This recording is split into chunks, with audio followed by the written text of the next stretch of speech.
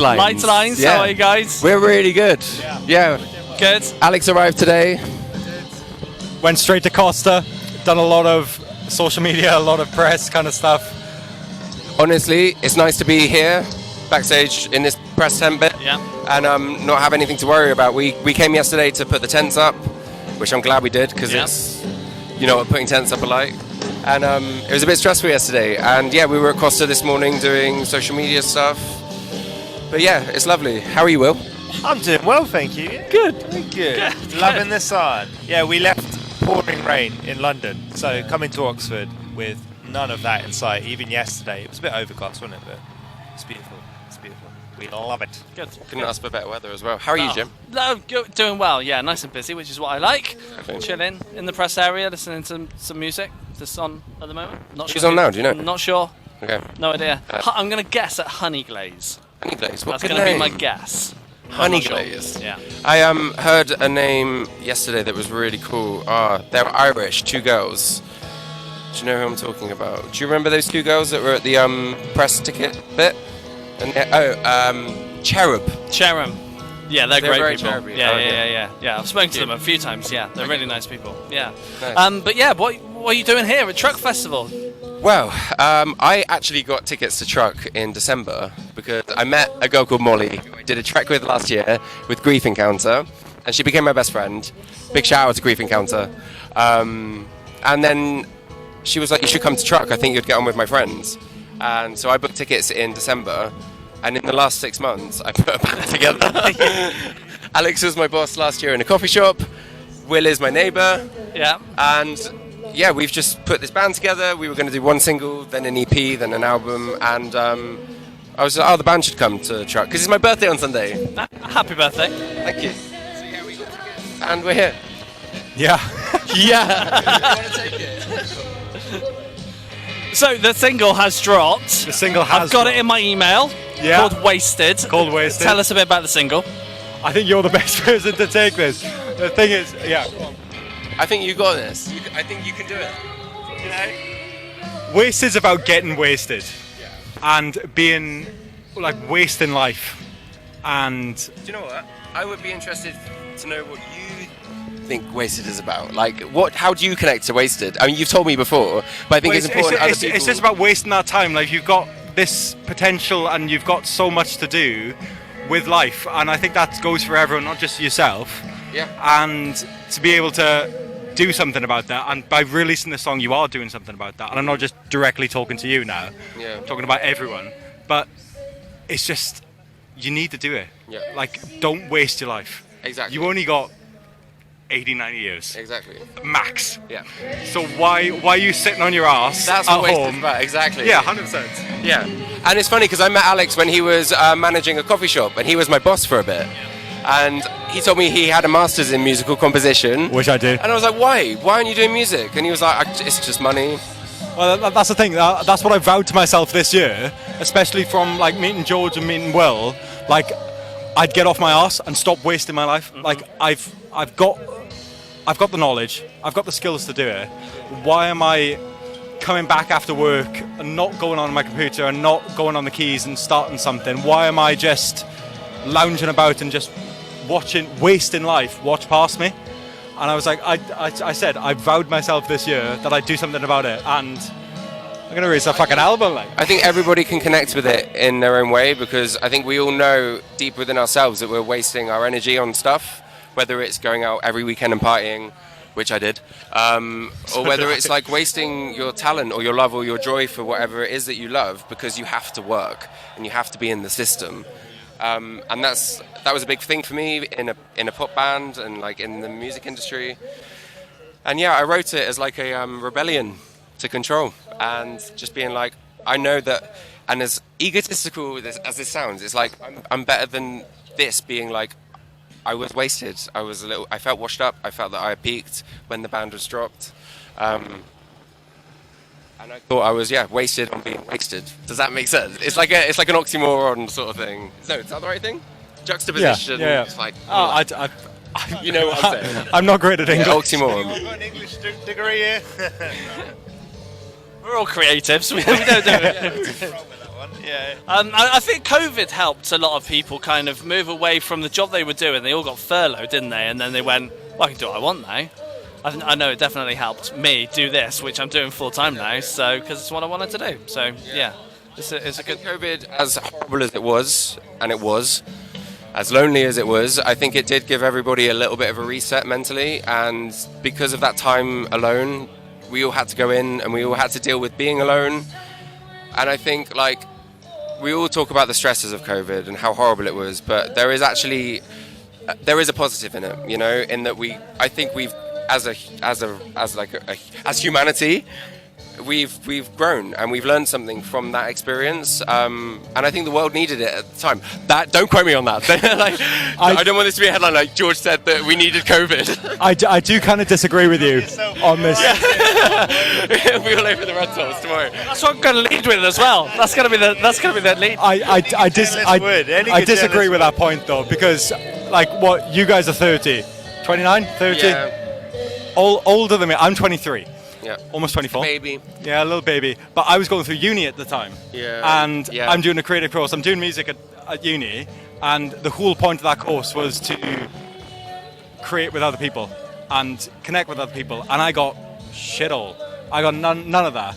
And Yeah. I do think that really hindered me. And Yeah. I wonder what would have happened if I had normal uni and made those connections. Because straight out of uni, I had to work my arse off to try and find people to work with. Yeah. And that's probably one of the reasons I've done the Masters, because I was like, I want an extra year of normal and just to do something with other people, because I got none of that. And Yeah. so I kind of... I take it all back. But that is one of the many like bad sides to it. Yeah, exactly. I'm just We've got talking different... Yeah. Yeah, do you know what I mean? Definitely. Everybody has their own experience of it, and I can only talk on my experience of it. It gave me a bit of perspective on my life and a bit of silence after a lot of chaos. But yeah, it was horrible. It was horrible, Yeah. and everybody missed out on so much for so long. But then I look at it the other way of, like, I was doing so much of my uni, like, actually studying for my university, because I had nothing else to do. Yeah. Like, if I was going out partying 4 times a week, which is what I was doing in first Yeah, year, exactly. would I have done this? You might not have a master's in musical composition. He mentions this to everyone. Yes, I do. I do have a master's in musical composition, but can we just let it be? No, I'm not going to let it be. It's a skill. It's a achievement. Does it help? Not at all. It does. He's in Lightlines. It does. He would have been in it otherwise. It's the only reason why he's here. Well, that's the quarter. You have to have a master's in musical That's it, composition to join Lightlines. It's the minimum qualifications that takes to get in.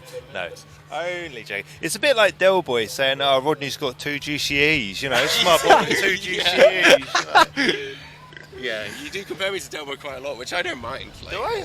Yeah, it's the like whole like mean people. Oh, yeah. I say this, you've probably said it once Wheeler before. dealer. Yeah. Maybe when I was. He's like, how do you get everything for free all the time? Oh, that actually, does he's piss me very off. Del I'm Boy in sorry, that but we went to Wagamama's, and I love his accent. Wagamama. we went to Wagamama's, and you had to leave a review for like a free book, and we were like, oh, I really want a Wagamama's book, and then we ended up leaving like 4 or 5 books. Yeah. It was ridiculous. Like how I've never had anything free in my life. How does this jammy little git get all this stuff? So we've tangented now. So sorry. Did you hide my bit? Yeah, I did. No, with my whistle. Yeah, go for it. It's very hot. Are you editing this or is it all one roller? It's all rolling. Okay. No editing. So I'm just kind of holding it there, just in case you do the No, it's all burp. good. I mean, we could share. Yeah. I'm joking. Right, so Lightlines, new single's out. The sound that you've made with the single, is it the sound you wanted? Because obviously it's different from what you've done in the past. Is it kind of where you wanted it to go? Oh, 100%. Yeah. 100%. I think Yeah. you answer this. Yeah, I mean, I would say in terms of the sound, it kind of all fell into place from the start. 100% agree.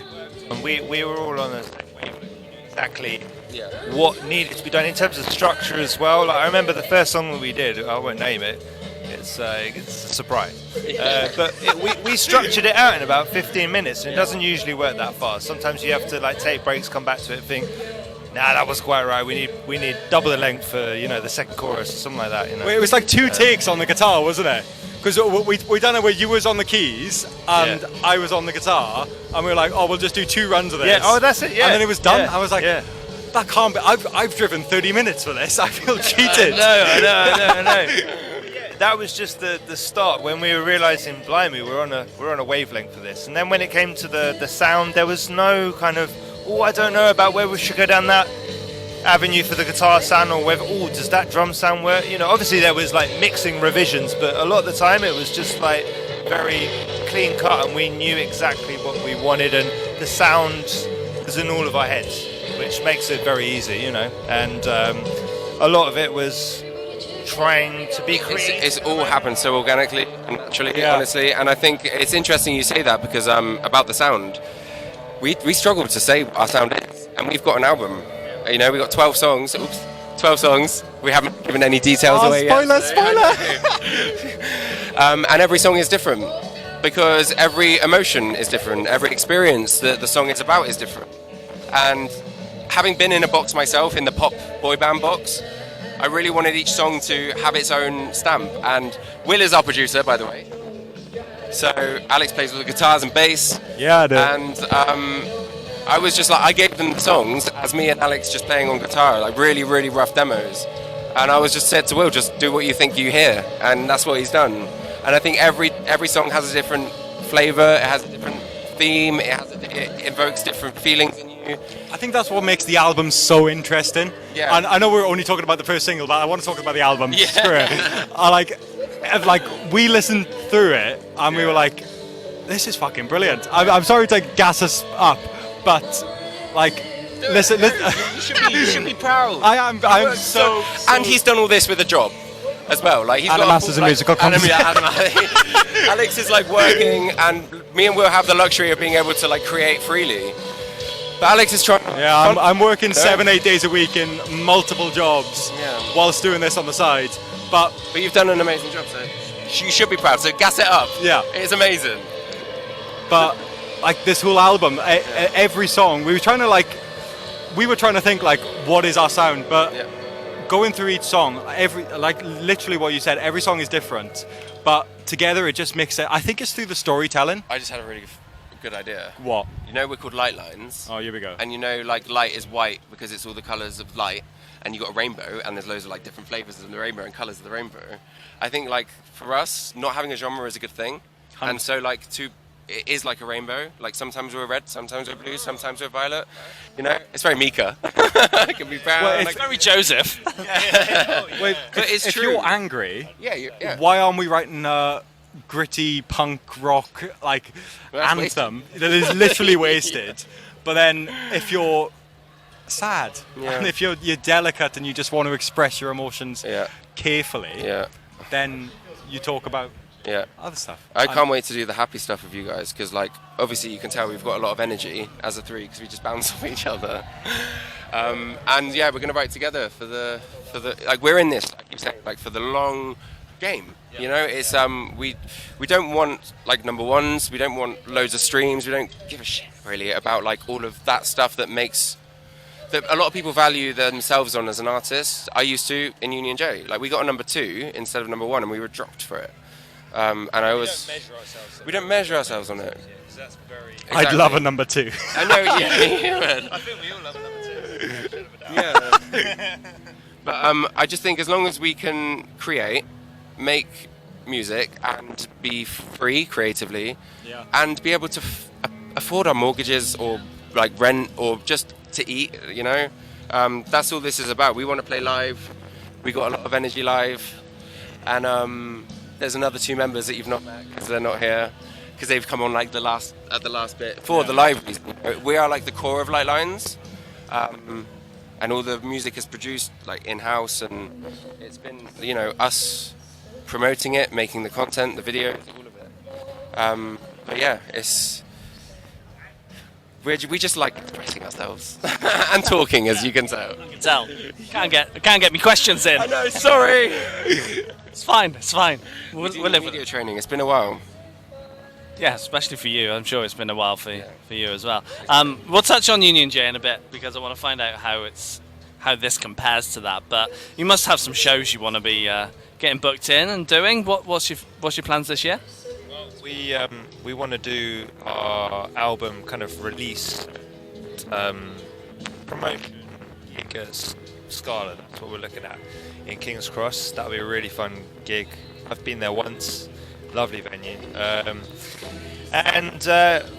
We want to be doing places like this, to be fair. We want to be on that stage right there that you can see in the camera line. And I feel like some of our tracks will be so fun to play at festivals. Like, Well, the that's the energy. thing. Like, I keep on thinking back to like the first time I saw like Catfish and the Bottlemen, and they were in the Cardiff Student Union, and there was like 1,000 people, and it was just so crammed, and I was so hot, but it was just the best, and I just want to be able to play shows like that. Just cram as many people as you can in, everyone loving the music, which I hope happens. But yeah, I just want to play live, funky, big shows. I love. Try not to speak so I don't make it long. No, but for me, I love kind of talking to bands when they're just starting off. They're playing the smaller shows and then seeing where they end up. It's like Nothing But Thieves. I chatted to them about 10, 12 years ago, playing really small venues, and here they are headlining today. So I love Connor, and I've never met him. I've only known Nothing But Thieves for 6 months. Molly, the girl who we're here with, introduced me to them, and he writes a lot of very dark stuff, but makes it palatable for a commercial audience. So he's inspired me. He's inspired Lightlines, and to see them. I've only just come on board as a Nothing But Thieves fan, like way late down the line, but I can tell he's got a story to tell, and he's got a lot of stuff going on up there, and I respect him for doing what he's done and putting it all into music. absolutely. And I touched on this question a moment ago with you being formerly of Union J. What's it like doing stuff for yourself now rather than having bosses that you have to try and please? I mean, that's it. That's why I'm so happy. I'm just having the best time. I felt like my creativity was stifled a lot by the pop industry. I never felt like I had a voice in it all. And just being able to, what I've learned is say no to things. I was a bit of a people pleaser before. Because you do in the pop scene, you think you have to perform all the time and be happy all the time and not be able to have a beer when you're doing an interview kind of thing. But I just love the freedom of voice and being able to talk from my heart and just let it flow subconsciously. Let it flow. And finally, I like asking this question to those who are part of the LGBTQ community, because we're both part of that. Do you feel like you need to represent the community when it comes to performing or musically, or how's it feeling for you? I feel like whether I like it or not, whether I want to or I don't, I do. Of course I represent. I'm part of it. And Lightlines as a band and as a brand, we are not defining ourselves on our sexuality. We're defining ourselves on our creativity. Yeah. And I think whether or not I choose to be we are part of the LGBTQ community, of course I am, And I think self-expression in itself is something that a lot of us struggle with in the community. And I think being able to I don't want to be that guy that's I want to be a role model, or I want to be pushing myself into something. I just think if I'm accepted and we're accepted and it is what it is, then we're part of the community, And I think the LGBTQ community is all about being able to be who you want to be and not give a bit of a shit, And that, I think, is what we represent as a band. It's definitely what I represent as a human. And that's represented a lot in the lyrical content of the songs as well. It's just kind of breaking free, and being your own person.